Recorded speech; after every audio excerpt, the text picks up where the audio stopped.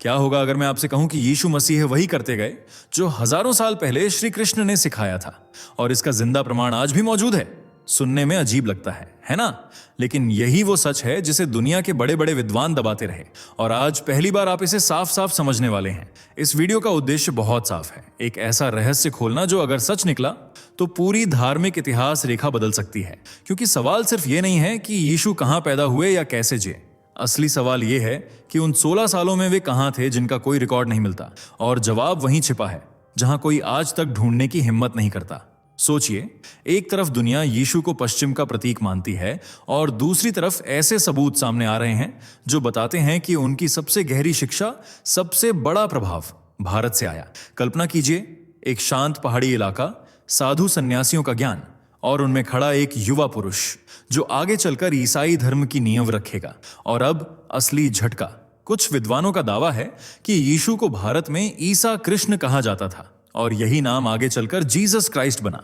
अगर यह सच हुआ तो पूरी तस्वीर बदल जाती है। तो मैं आपको एक वादा करता हूं, आज की वीडियो के अंत तक आपके भीतर 2 बातें साफ हो जाएंगी। पहली, यीशु का भारत से रिश्ता सिर्फ एक कहानी नहीं बल्कि कई छिपे प्रमाणों पर आधारित एक गहरी सच्चाई है। दूसरी, क्यों कई विद्वान मानते हैं कि यीशु ने अपनी समझ श्री कृष्ण से प्रेरित होकर ही बनाई। अब बस एक काम करें, आगे जो सुनने वाले हैं उसके लिए मन को तैयार कर लीजिए, क्योंकि यह कहानी आपकी सोच हिला देगी। चलिए दोस्तों, जरा जल्दी से कमेंट करके बताइए यह वीडियो आपको कैसे मिला। क्या आपने इसे खुद सर्च किया था, या यह अचानक आपकी स्क्रीन पर आ गया और आपने क्लिक कर दिया?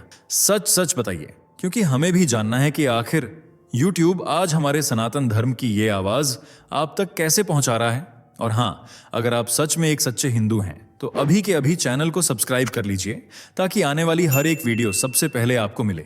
वीडियो को लाइक करना मत भूलना, ताकि दुनिया को दिखाया जा सके कि सनातन की शक्ति अभी जिंदा है। तो चलिए बिना वक्त गंवाए बढ़ते हैं वीडियो में आगे। क्या सच में यीशु मसीह भगवान कृष्ण के भक्त थे? क्या इन्होंने हिंदू धर्म की शिक्षाओं का ही पालन किया था? क्यों इनकी संभावित कब्र को हिंदू रिवाजों के अनुसार बनाया गया? कौन कौन सी किताबें यीशु मसीह को कृष्ण का भक्त बताती हैं? अपने साइलेंट डेज में यीशु कहां रहे थे? क्या यह निवास भारत में हुआ था? क्या है यीशु मसीह की सीक्रेट लाइफ का दिलचस्प पहलू? जानने के लिए वीडियो के लास्ट तक बने रहें। लेकिन वीडियो शुरू करने से पहले वीडियो को लाइक और चैनल को सब्सक्राइब करना ना भूलें। गीता के 10वें अध्याय के 20वें श्लोक में श्री कृष्ण ने कहा है, समस्त प्राणियों की आत्मा मैं हूं, सबका आदि मध्य व अंत मैं हूं, यानी मैं ही ईश्वर हूं। कृष्ण उस धर्म का प्रतिनिधित्व करते हैं जिसे दुनिया के सबसे प्राचीन धर्मों में गिना जाता है।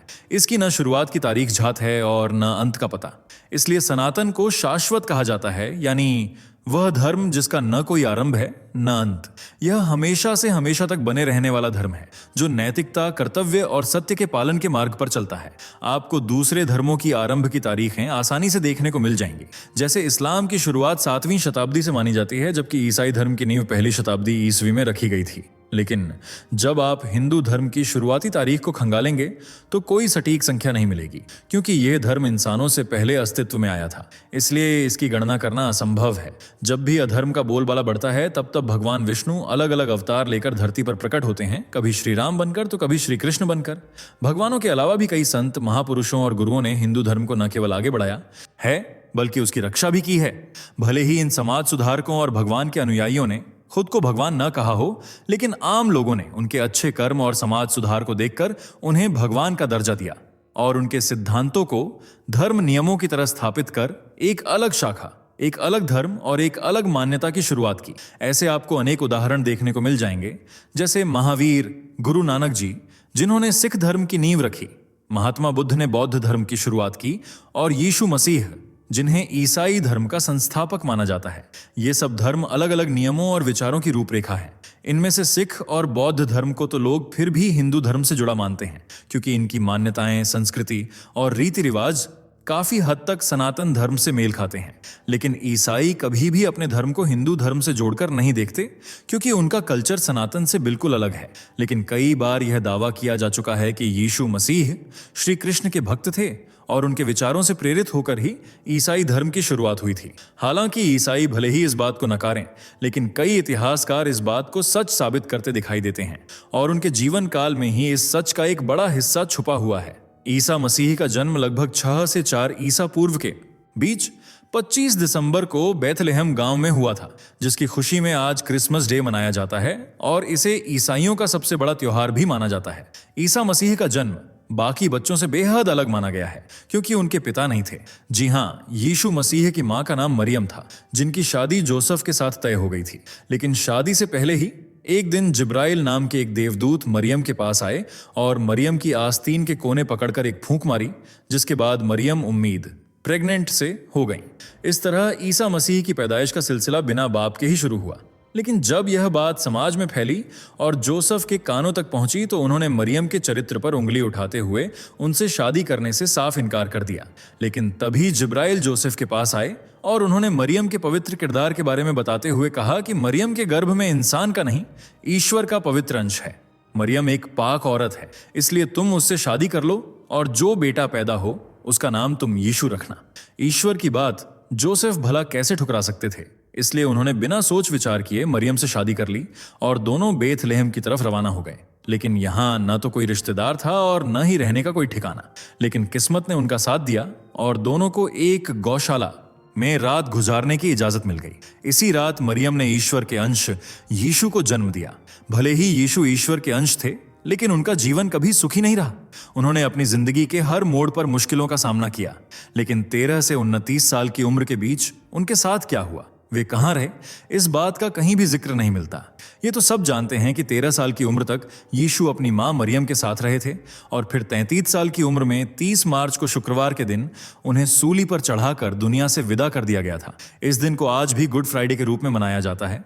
ईसाइयों का मानना है कि सूली पर लटकने के ठीक दिन बाद फिर से यीशु मसीह जिंदा हो गए थे और इस घटना को ईस्टर के नाम से जाना जाता है।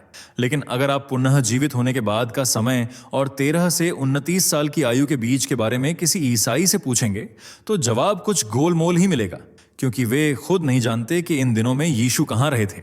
इसलिए इन दिनों को मिसिंग डेज या साइलेंट डेज का नाम भी दिया गया है। यही वजह है कि इन मिसिंग डेज पर काफी मतभेद देखने को मिलता है। कई इतिहासकार इन साइलेंट डेज के बारे में अलग अलग राय रखते हैं और कुछ का दावा है कि इन दिनों में यीशु भारत आए थे, हिंदू धर्म से प्रेरित हुए थे। जैसे स्वामी परमहंस योगानंद ने अपनी किताब दू सेकेंड कमिंग ऑफ क्राइस्ट, दू resurrection of the Christ with in you में लिखा है कि ईसा मसीह ने अपने साइलेंट डेज में कई दिन नहीं बल्कि कई साल भारत में ही गुजारे थे और भारतीय ज्ञान, योग, दर्शन और गहन अध्ययन किया था। वहीं भारतीय दार्शनिक ओशो ने भी ईसा मसीह के भारत आने की बात कही थी और बताया था कि जब भी कोई सत्य की खोज में निकलता है तो उसकी मंजिल भारत ही होती है। इसी सत्य की तलाश में आज से 2500 वर्ष पूर्व पाइथागोरस भारत आया था और ईसा मसीह भी भारत दौरे पर आए थे। ओशो के अनुसार ईसा मसीह ने अपनी 13 से 30 साल की उम्र भारत में ही बिताई थी, इसलिए इस समय अवधि का जिक्र न्यू टेस्टामेंट नाम की पुस्तक में नहीं मिलता है। जब ईसा मसीह ने भारत में कदम रखे तो बड़ी आबादी महात्मा बुद्ध के उपदेशों को फॉलो कर रही थी। चारों तरफ फिजाओं में बौद्ध धर्म की संस्कृति घुल चुकी थी। बेशक इस दौर में महात्मा बुद्ध जीवित नहीं थे, लेकिन उनके विचार उन्हें लोगों के बीच जीवित रखे हुए थे।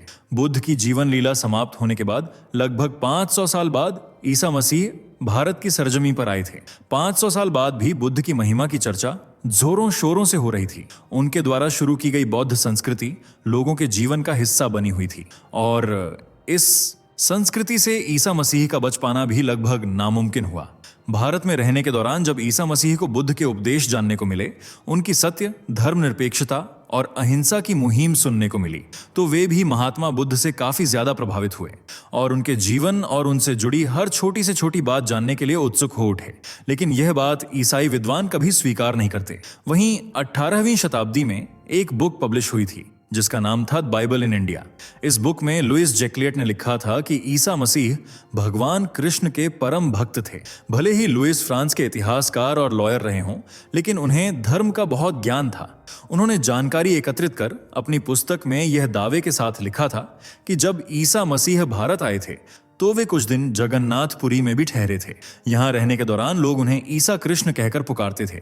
जिस तरह भारत में कृष्ण को कृष्णा कहा जाता था, ठीक उसी तरह यूरोप में कृष्ण शब्द को क्राइस्ट प्रोनाउंस किया जाने लगा। इस तरह यूरोपियंस ईसा कृष्ण को जीसस क्राइस्ट के नाम से पुकारने लगे। इसी आधार पर यूरोपियन ईसाई खुद को क्रिश्चियन कहते हैं और यह शब्द आज क्रिश्चियन के रूप में जाना जाता है। यानी नाम भले ही बदल गया हो, लेकिन सच्चाई आज भी शीशे की तरह साफ है। भले ही ईसाई खुद को ईसाई धर्म का अनुयायी बताते हों, लेकिन उनकी असली पहचान क्रिश्चियन की है, यानी कृष्णा के अनुयायी, जो जाने अनजाने में ईसा मसीह के सिद्धांतों के रूप में श्री कृष्ण के सिद्धांतों का पालन कर रहे हैं। और श्री कृष्ण का भारत से जुड़े होने के साक्ष्य बहुत सारे हैं। जैसे साल 1887 में एक रूसी विद्वान जिनका नाम निकोलस नोतोविच था, उन्होंने तिब्बत और अफगानिस्तान का दौरा किया था, और जब लद्दाख पहुंचे तो वहां उन्हें एक मोनास्ट्री में द लाइफ ऑफ सेंट ईसा नाम के डॉक्यूमेंट का न सिर्फ अध्ययन करने का अवसर मिला, बल्कि उसका अनुवाद भी किया था, जिसे 1894 में फ्रेंच भाषा में पब्लिश किया गया था। इस डॉक्यूमेंटेशन में निकोलस ने यह दावा किया था कि जीसस ने अपनी 13 से 29 साल की उम्र तिब्बत में ही बिताई थी और लामाओं से शिक्षा हासिल की थी, और फिर पूर्ण अध्ययन करने के बाद वे यरूशलेम की तरफ निकल पड़े और वहां जाकर एक नए धर्म की नींव रखी, और एक नया धर्म सामने आया, ईसाई। यीशु मसीह के उपदेश हिंदू धर्म से निकले बौद्ध धर्म से काफी मेल खाते हैं, और गौतम बुद्ध व ईसा मसीह दोनों के विचारों में काफी समानताएं देखने को मिलती हैं। भले ही ईसा मसीह यहूदी परिवार में जन्मे हों, लेकिन उनके जो उपदेश थे, विचार थे, सोच थी, वह यहूदी धर्म से बिल्कुल उलट थी। यहूदी मान्यताओं में ईश्वर को हिंसक बताया जाता है, लेकिन ईसाई धर्म में ईसा मसीह ईश्वर को प्रेम करने वाला, दयालु बताते हैं। इसी अलग थलग सोच की वजह से यहूदी यीशु मसीह के कट्टर दुश्मन बन गए थे और उन्हें सूली पर लटकाकर मृत्यु दंड दिया था। लेकिन बहुत कम लोग जानते हैं कि सूली पर चढ़ाए जाने के दौरान ईसा मसीह ने अपने प्राण सहस्रार चक्र में चढ़ा लिए और वे समाधि में लीन हो गए थे। लेकिन लोगों को लगा कि उनकी जान जा चुकी है, इसलिए उन्हें मृतक घोषित कर दिया गया। यहूदियों की इस हरकत से ईसा मसीह के गुरु महाचेतनानाथ काफी नाराज थे, क्योंकि वे यीशु से बहुत प्यार करते थे और अपनी दिव्य शक्तियों से उन्हें पता चला था कि ईसा को कब्र में काफी तकलीफों का सामना करना पड़ रहा है। इसलिए वे इजराइल पहुंचे और ईसा को कब्र से निकालकर उनके जख्मों को ठीक करके अपने साथ भारत ले आए। और कुछ समय बाद ईसा मसीह ने कश्मीर के पहलगाम में समाधि ले ली, जिसका खुलासा कुछ समय पहले बीबीसी ने किया था। श्रीनगर के पुराने शहर में एक इमारत को रोजा बल के नाम से जाना जाता है। इसके अंदर एक कब्र है जिसे लोग मुस्लिम उपदेशक यूझा असब की बताते हैं, लेकिन कुछ लोगों का दावा है कि यह कब्र यीशु की है, क्योंकि मुसलमान जहां अपनी कब्र को उत्तर और दक्षिण दिशा में रखते हैं, वहीं यह कब्र हिंदू मान्यताओं के मुताबिक पूर्व और पश्चिम की तरफ है, जो यह दिखाती है कि ईसा मसीह हिंदू मान्यताओं के अनुसार जीवन बिता रहे थे, इसलिए उनकी कब्र को भी उसी तरह बनाया गया। वैसे आपको क्या लगता है, क्या सच में ईसा मसीह हिंदू धर्म से प्रेरित थे? क्या यह कब्र उनकी ही है? कमेंट में अपनी राय जरूर बताइए। वीडियो पसंद आई हो तो इसे लाइक और शेयर करें। साथ ही चैनल से जुड़े रहने के लिए चैनल को सब्सक्राइब करके बेल आइकॉन को प्रेस कर लें। धन्यवाद। दोस्तों, आपको स्क्रीन पर 2 और वीडियोस दिखाई दे रही हैं, जिसे देखने के लिए स्क्रीन पर क्लिक करें।